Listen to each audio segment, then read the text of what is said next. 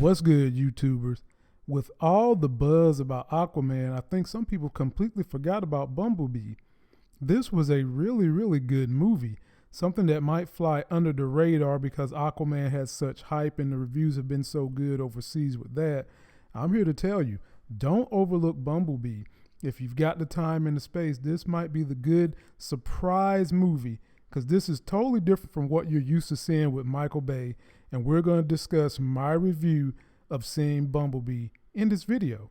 And if you're finding me for the first time, please go ahead, subscribe to my channel, click the notification bell so you're down every time we drop these life game videos. If you are a longtime follower of my channel, go over there and subscribe to Larry's Black Photo new channel. He got his channel back on YouTube and he's rocking and rolling. I will leave his link in the video description. Let's jump into this review video of Bumblebee.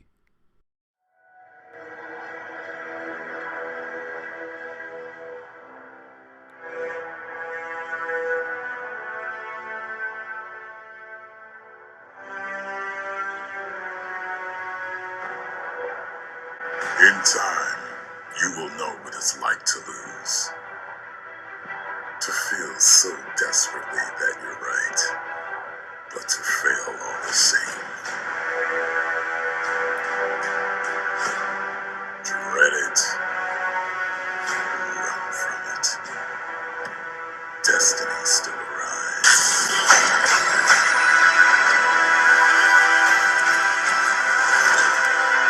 What's good, YouTube? All knowing, all loving, all feeling, all seeing, all powerful. Just damn all everything. The sexy as hell host. We're bringing you life game, streaming or beaming, movie reviewing. We're talking about Bumblebee. And y'all know how we get down on this channel. Please subscribe if you want to keep up with trending topics, movie reviews, and cord cutting. And before we jump into this review, y'all know I got to put on my +7 glasses of movie reviewing sexy as hell because I'm working on skilling up this craft. Bringing you a better YouTube experience, something better to look at. There are no sponsors for today's video, but if you would, go over and subscribe to the Life Gains Fitness and Finance channel.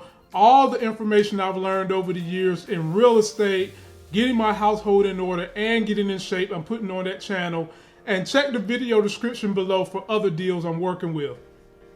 Bumblebee stars Haley Steinfeld, who's a phenomenal young actor, and of course, John Damn Cena. Yes, this Cena. And y'all know I was a little worried about how his acting would be in this movie. This movie is directed by a gentleman named Travis Knight, whom has done only 2 directorial cuts I found. He did something called Cabo and 2 Strings, but he's also done a whole lot of animated films to go along with what he's doing in this movie. I will say this about Bumblebee.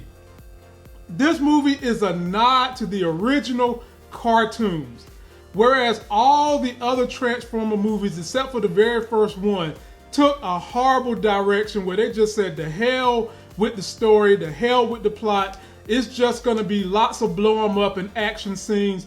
This movie gets back to the original story content that I'm sure a lot of you guys wanted to stick with the Michael Bay movies. So if I had to compare the other Transformer movies to this Bumblebee movie blows it out the water. The only movie that came close was the very first Transformers. And when you're breaking this movie down in terms of plot, you guys remember E.T.? Yeah. This movie follows pretty much the same plot as E.T. You got an alien that falls from the sky. You have a child that finds the alien. You have the child trying to hide the alien from his parents. You've got the child hiding the alien from the military. All those plots go into this movie. Now, what really stole the show for this movie was the acting of Haley Steinfeld. I don't know if you guys are familiar with some of her other work. I've seen her in a couple of other movies, and she's done well in those, but she really stole the show in this one. And believe it or not, ladies and gentlemen, I picked on John Cena, but hell, he did a good job in this movie with his monotone ass in playing the role of the military leader trying to get Bumblebee. The action and cinematography in this movie is really good. The graphics look very realistic. It wasn't image-based CGI that usually messes up a movie. You can kind of tell. It was really, really done well. The story plot of the movie, like I told you guys, if you know E.T., that's basically the story plot. Just replace it with Transformers, Autobots, and Decepticons. Sprinkle some human beings in there. That's the plot of the movie. But it was a good plot because it did have the Transformers spin on it.